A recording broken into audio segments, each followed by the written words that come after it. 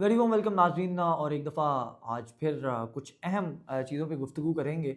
सबसे इम्पोर्टेंट तो हम जो डिस्कस करेंगे वो ये है कि एक दोबारा नया block, if I am not wrong तो जुल्फ़कार अली भुट्टो साहब के बाद शायद पाकिस्तान जो है वो उस तरफ जा रहा है। और चूँकि पाकिस्तान इस वक्त दुनिया में एक ऐसी मरहले में पहुंच गया है, एक ऐसी पोजीशन में पहुंच गया है कि पाकिस्तान के हर कदम को बड़ी बारीकी से भी देखा जा रहा है और उसके खिलाफ जाने की भी, चाहे वो सुपर पावर हो, अमेरिका हो या दीगर ममालिक हों, वो बड़ा सोच समझ के जो है वो इख्तलाफ जो है वो पाकिस्तान से कर रहे हैं। और एक नया ब्लॉक जो है वो एक मुस्लिम उम्मा समेत इस खित्ते के हवाले से जो है वो पाकिस्तान बनाने जा रहा है, जिसके अंदर हमने ये देखा है कि जंग के बाद, पाकिस्तान और भारत की कशीदगी के बाद, वज़ीर आज़म पाकिस्तान शहबाज शरीफ साहब जो है उन्होंने दौरा किया ईरान का।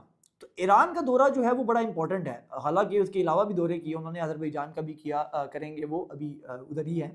और लेकिन यह है कि जो ईरान का दौरा है वो इम्पोर्टेंट क्यों है, ये सबसे इंपॉर्टेंट चीज़ है। तुर्की अपनी जगह मौजूद है क्योंकि तुर्की ऑलरेडी पाकिस्तान का दोस्त है, तो तुर्की के हवाले से अगर हम डिस्कस करेंगे तो वो इतना इंपॉर्टेंट नहीं है, क्योंकि चाइना और तुर्की जो है वो अज़लों से पाकिस्तान के साथ उस तरीके से जो है वो मौजूद है कि हमें उसकी गहराई बताने की ज़रूरत नहीं है। लेकिन ईरान, चूँकि ईरान से हमारे ताल्लुकात गुज़िश्ता तकरीबन, अगर हम ये कहें कि 50 साल, तो गलत नहीं होगा कि 50 साल से जो है वो बेहतर नहीं है। और ये समझा जाता था कि ईरान जो है वो पाकिस्तान की बजाय जो है वो हिंदुस्तान से ज़्यादा करीब है।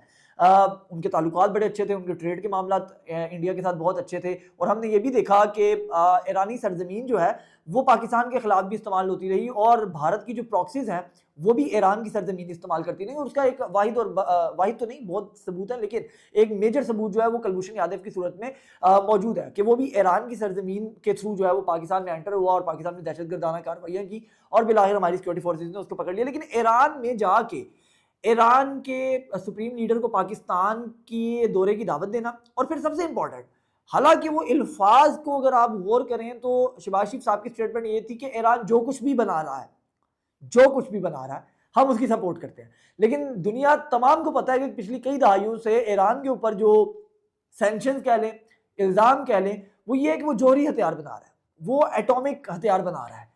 तो पाकिस्तान मुस्लिम उम्मा की वाहिद सुपर पावर है, यानी एटमी पावर है, और उसका ईरान में जाके ये कहना कि ईरान जो भी बना रहा है, जिस तरह की भी चीज़ बना रहा है, उसमें हम आपको सपोर्ट करते हैं, और उसकी खुलेआम जो है वो पाकिस्तान के वज़ीर आज़म की तरफ से सपोर्ट करना, आई डोंट नो, उसको उस तरीके से पजीराई नहीं मिल पा रही है इस स्टेटमेंट को। बट ये इटसेल्फ बहुत बड़ी स्टेटमेंट है, इसका प्रोस्पेक्टिव बहुत बड़ा है। अब आप इसको लिंक कीजिए चाइना में, जो हमारा डेलीगेशन गया नायब वजीर आजम का इसहाक डार साहब के होते हुए, और वहां पर चाइना गारंटर बना। अफगानिस्तान के हवाले से जो हमारा यानी कि म्यूचुअल एक दौरा हुआ, जहां पर चाइना जो है वो गारंटर था। अफगानिस्तान के जो नायब वजीर खारजा हैं या वजीर खारजा थे गालिबन, वो और हमारे जो है वो जो नाइब हमारे वजीर आजम है इसहाक डार साहब, वो मिले, उन्होंने गुफ्तगू की, और बाकायदा तौर पे चाइना को गारंटर रख के ट्रेड के मामलात और जो हमारे आगे मुस्तकबिल में मामलात होंगे उसके तहत अफगानिस्तान को ये वार्न किया गया कि आप जो है वो पाकिस्तान के अंदर दहशतगर्दाना कार्रवाइयों का हिस्सा नहीं बनेंगे, इस तरह के किसी भी लोगों को शेल्टर नहीं देंगे, अफगान सरजमीन इस्तेमाल नहीं होगी पाकिस्तान के खिलाफ। तो ये एक एक बंद हो गया बाब। दूसरी तरफ ईरान है। अब आप ये देखिए कि पाकिस्तान का बॉर्डर जिन जिन को लगता है उनके साथ किस किस तरह की जो है वो डीलिंग हो रही है। तो इसको आपने ब्रॉडर पर्सपेक्टिव में देखना है कि पाकिस्तान आने वाले दिनों में क्या बड़ा प्लान कर रहा है, जो कि बहुत जबरदस्त है। अच्छा, अब अफगानिस्तान कुछ नहीं करेगा क्योंकि उसका गारंटर है चाइना। अफगानिस्तान को वहां पर ट्रेड भी चाहिए, इंफ्रास्ट्रक्चर भी चाहिए, पैसा भी चाहिए। तो अफगानिस्तान को ये पता है कि अमेरिका से पैसा आना और चीज है, और चाइना जो कि हमारे बराबर में बैठा हुआ है, यानी कि हमारा नेबर है और एक सुपर पावर है, अनडिक्लेयर्ड सुपर पावर है, तो उसके साथ भी वो मथा नहीं लगा सकता। तो चाइना को गारंटर रखना कि पाकिस्तान की सरजमीन के खिलाफ आप इस्तेमाल नहीं होने देंगे अपनी सरजमीन को, और ईरान को जाके कहना कि आप भी अपने हाइड आउट जो यहाँ पर बने हुए हैं उनको इस्तेमाल नहीं होने देंगे। क्योंकि आपको पता है कि बलूचिस्तान के अंदर जिस तरह की प्रॉक्सीज इस्तेमाल हो रही हैं, बलूचिस्तान के अंदर सबसे ज्यादा जो जमीन इस्तेमाल होती है वो ईरान की सरजमीन इस्तेमाल होती है पाकिस्तान के खिलाफ। आपको याद होगा कि अभी माजी करीब की बात है कि पाकिस्तान ने जो है वो स्ट्राइक्स भी की थी ईरान के अंदर, और फिर वो जो है वो कुछ जिसमें ईरान ने कहा था कि हाँ कुछ दहशतगर्द मारे गए हैं, उनका कुछ का ताल्लुक बीएलए से निकला था और इस तरह से निकला था। तो अब बीएलए वाली रूट जो अफगानिस्तान से आती थी वो बंद हो जाएंगी। तालिबान टीटीपी जो है, यानी कि फितना अल ख्वारिज, फितना अल हिंदुस्तान, इन दोनों की रूट्स है वो बंद कर दी गई हैं। अफगानिस्तान की भी और ईरान की भी। ईरान को एक बहुत बड़ी जो है वो एक सपोर्ट दी गई है कि आप जो भी बना रहे हैं उस पर हम आपको सपोर्ट करेंगे। तो ये इसको आप इस प्रोस्पेक्टिव में देखेंगे, ब्रॉडर प्रोस्पेक्टिव में, तो पाकिस्तान ने जो सफारती सतह के ऊपर काम कर रहा है वो कुछ छोटा नहीं है। क्योंकि भारत जो है, भारत तो अपनी डेलीगेशन भेज रहा है अपनी शिकस्त को थोड़ा मलिया मेट करने के लिए और ये बताने के लिए कि नहीं नहीं हम हारे तो नहीं है, हम तो ये किया, हमने वो किया, पाकिस्तान ने ये किया। हमें उससे मैटर ही नहीं करता, हमारे लिए वो सब चीजें मैटर नहीं करती। पाकिस्तान के वफूद ये बताने नहीं जा रहे हैं कि भारत क्या जो है वो, हमने भारत के साथ 5 दिनों में क्या किया, भारत जो है वो नाकू चने चुबवा दिए, हमने उसके रफेल गिरा दिए, हमें उससे फर्क ही नहीं पड़ता, घंटा फर्क नहीं पड़ता।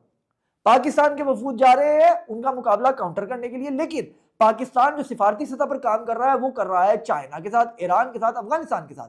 अब ईरान के साथ अगर हमारे मामला ठीक हो जाते हैं, कल को किसी भी सूरत में अगर ईरान की जो जो जो एटॉमिक यानी कि उसका जो सिलसिला है उसको अगर इंटरनेशनल रिकॉग्नाइजेशन मिल जाती है तो हमारी ईरान और पाकिस्तान गैस पाइपलाइन जो है वो मंसूबा भी पाया तक मील तक पहुंच सकता है। अफगानिस्तान के साथ हमारे मामला ठीक हो जाते हैं तो फितना अल ख्वारिज का जो मामला है, जो पाकिस्तान में अमन व अमान का मामला है, जो हमारी सिविलियंस की और फोर्सेज की जानें जाती हैं, जो शहीद होते हैं, वो बच जाएंगी।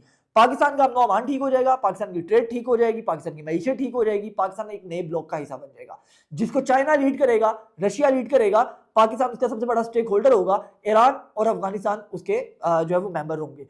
दूसरी तरफ हम देख रहे हैं कि सऊदीया, कतर, ये तमाम लोग भी जो है वो हमें सपोर्ट कर रहे हैं। अब कतर के ऊपर आ जाते हैं। देखिए, कुछ चीजें कुदरत की तरफ से लिखी जाती हैं। आज 28 मई है, यौम तकबीर है। अल्लाह ने आप 1000 चीजें कहने के नवाज शरीफ उसमें राजी नहीं था, for the sake of argument मैं ये मान लेता हूं नवाज शरीफ राजी नहीं था। जिसने भी किए, जैसे भी किए, वजीर आजम नवाज शरीफ था। रहती दुनिया तक ये नाम, ये टाइटल, ये टैग, ये क्रेडिट नवाज शरीफ के पास रहेगा कि उनके दौर में पाकिस्तान सुपर पावर डिक्लेयर हुआ, एटॉमिक पावर डिक्लेयर हुआ, तो ये क्रेडिट उनसे कोई छीन नहीं सकता। इसी तरह शहबाज शरीफ को आप फॉर्म 47 का वजीर आजम कहें, आप इस्लामाबाद का वजीर आजम कहें, वट एवर, जो आपका दिल करे आप कहें, फर्क नहीं पड़ता। आज से 20 साल बाद किताबों में यह लिखा जाएगा कि 2025 की जब जंग हुई थी तो वजीर आजम कौन था?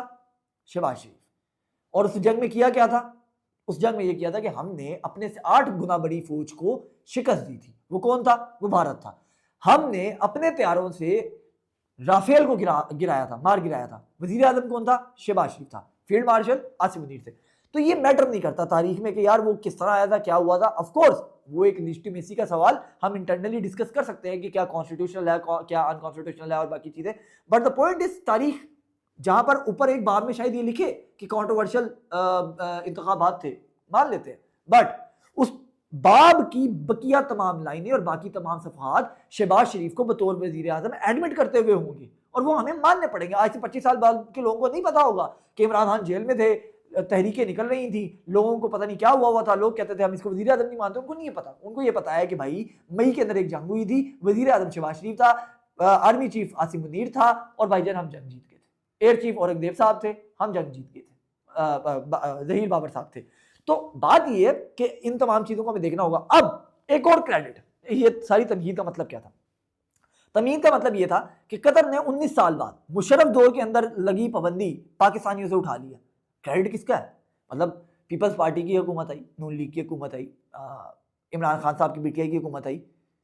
कतर ने पाकिस्तानियों के लिए वीजे नहीं खोले, लेकिन आज जब शहबाज शरीफ वजीर आजम है तो वो वीजे खुल जाते हैं। अगेन आपकी मर्जी है, आप उसको क्रेडिट नहीं देना चाहते ना दें। वो कतर ने अपनी मर्जी से खोले हैं या वट एवर, किसी और की मेहनत से खोले हैं, फर्क नहीं पड़ता। आज से 20-25 साल बाद क्या होगा कि कतर ने 19 साल बाद पाकिस्तान के ऊपर लगे वीजे की पाबंदियां हटा ली थी। वजीर आजम कौन था? शहबाज शरीफ था। तो ये चीजें हमें देखनी पड़ेंगी कि एक डिक्टेटर का दौर गुजरा, 3 जमहूरी हुकूमतें गुजरी, बट वो पाबंदियां नहीं हट सकी, लेकिन शहबाज शरीफ के दौर में वो हटी। तो सफारती सतह पर जो हमारी कामयाबियां हो रही हैं और वो जो हमारा जो ये मिडिल ईस्ट का जो रूट बन रहा है वो आने वाले दिनों में, देखिए मैं किसी पार्टी की तर्जुमानी नहीं कर रहा, आप नून लीग को बुरा कहें, मैं भी कर रहा हूँ, फर्क नहीं पड़ता। पाकिस्तान के लिए अच्छा हो रहा है तो हमें इसको क्रेडिट, हमें उसको देना चाहिए। अब लास्ट में हम चलते हैं, मेरा ख्याल है कि बस वाइंड अप करते हैं। मैं कुछ संजीदा तजावीज़ जो है वो तहरीक इंसाफ के लोगों के लिए रखना चाहता हूँ बड़ी हमदर्दी के साथ, कि गुज़िश्ता 2 सालों में जिस तरीके से एक्सप्लॉइट किया गया है तहरीक इंसाफ के कारकुनान को। देखें, मेरा नज़रियाती इख्तिलाफ पीटीआई से हो सकता है, इमरान खान को मैं बहुत बुरा समझता हूँ, वट एवर, लेकिन जो खालिसतन कारकुन होता है उसकी इज्जत करनी चाहिए, वो किसी भी पार्टी का हो, वो किसी भी नज़रिए का हो। तो जो हालिसतन कारकुन है तहरीके इंसाफ के, इमरान खान के डाई हार्ड सपोर्टर हैं, मैं उनकी रिस्पेक्ट करता हूँ, बट प्रॉब्लम क्या है? प्रॉब्लम यह है कि पिछले 2.5 साल से उनको बेवकूफ़ बनाया जा रहा है। और हमें अफसोस होता है कि हर महीने कोई एक नाम नहाद सहाफ़ी या कोई सीनियर सहाफ़ी या कोई यूट्यूबर या कोई ट्विटर वाला वट एवर वो उठता है, उठ के खान साहब की रिहाई की एक तारीख देता है, एक अपनी टेबल स्टोरी करता है। ठीक है, ये मेरे सामने भी बहुत पेपर पड़े हैं, कुछ हाल ही हैं, किसी को कुछ पे लिखा हुआ है, मैं भी ये पढ़ के सुना सकता हूँ। ठीक है, टेबल स्टोरी बनाई, टेबल स्टोरी बनाने के बाद आपको कहा कि आपको पता है अमेरिका से डॉक्टर्स का वफ्द आ गया, खान साहब से मुलाकात करेगा, खान साहब ईद जो है वो घर गुजारेंगे। पिछले 2.5 साल से ये हो रहा है और इसके अंदर बड़े से बड़े इनके रहनुमा, इनके वकला शामिल हैं। वो ये कहते हैं, जिसकी तरदीद इमरान खान साहब और उनकी बहनें खुद कर देती हैं, लेकिन वो सो कॉल्ड सहाफ़ी, सीनियर सहाफ़ी मुआफ़ी नहीं मांगते। और आपको उन्होंने 2 महीने बेचा कि हम आपको खबर दे रहे हैं, खान साहब बाहर आ रहे हैं, खान साहब बाहर आ रहे हैं, आपको एक्सप्लॉइट किया, अपने ट्विटर की रीच पर आई। अब तो सब कुछ डिजिटल है ना, आप जाएं, मैं नाम ले लेता हूँ, मदर बरलास सीनियर सहाफ़ी, जुबैर अली खान इस्लामाबाद में रहायशी नाम नहाद सहाफ़ी, ठीक है, यूट्यूबर है या ट्विटर पे होता है। ठीक है, क्या किया उसने? आपको बेवकूफ़ बनाया। आप मुझे चाहे पटवारी कहें, मुझे जियाला कहें, मुझे एस्करांडू कहें कि मैं एस्क्रियो वालों की साइड लेता हूँ, वट एवर यार, जो आपका दिल करे आप कहें। मुझे लोग यूथिया भी कहते हैं, हालांकि मैं जिंदगी में कभी नहीं रहा। ठीक है, आप जो मर्जी कहें, आपके पास डिजिटल एनालिटिक्स मौजूद हैं। आप जाएं, मदर बरलास के फॉलोअर्स चेक करें ट्विटर के ऊपर, उसकी क्या रीच थी ट्वीट्स की आज से 2 महीने पहले, और पिछले 12-15 दिन में उसकी ट्वीट की रीच क्या है। आपको समझ आएगी कि आपको फुद्दू क्यों बनाया जाता है, आपको बेवकूफ़ क्यों बनाया जाता है। और उन बातों पे बेवकूफ़ बनाया जाता है जिसकी हफ्ते 1.5 हफ्ते बाद इमरान खान साहब खुद तरदीद कर देते कि यार मेरे से तो कोई मिलने नहीं आया, मेरी तो कोई डील नहीं हो रही। जी, इमरान खान साहब की डील हो गई है, वो भाईजान बड़ी ईद पे बाहर आ रहे हैं। भाई बड़ी ईद कौन सी? 2025 की, 26 की, 27 की, 28 की, 29 की, 30 की? आपको बेवकूफ़ बनाया जाता है, अपनी रीच बढ़ाई जाती है, यूट्यूब के डॉलर कमाए जाते हैं। आप तो बेवकूफ़ बनने हैं तो खुदा रहा, अगर आप डाई हार्ड फैन है, वेल आप रहें, मतलब वेल एंड गुड, हमें कोई प्रॉब्लम नहीं है, बट एट लीस्ट उन लोगों को सपोर्ट करें जो आपके नजरियात के दाई भी हैं और सच्चे भी हैं। आप उनकी बहनों को फॉलो करें, उनकी बीवी को फॉलो करें, दैट्स इट। हमें उनसे भी इख्तिलाफ हो सकता है, बट मैं आपकी हमदर्दी के लिए कह रहा हूँ। लिहाजा इस तरह के लोगों के ट्विटर अकाउंट्स को बूस्ट करवाना छोड़ें, इस तरह के लोगों के, इस तरह के फ्रॉडियों के आप लोग खुद ये ट्वीट्स करते हैं बाद में कि वो एक एहतशाम नामी वो एक बटावा भी है ट्विटर के ऊपर, वो भी इस तरह की हरकतें करता है। और अब तो लोग उसको मेंशन करके कहते हैं कि तुमने इमरान खान के नाम पे फॉलोअर लिया, आजकल तुम कहाँ गायब हो। तो इस तरह के बहुत से लोग हैं, ये वही लोग हैं, आपको समझ नहीं आ रही है, ये वही लोग हैं कि आपको बेवकूफ़ बनाते हैं।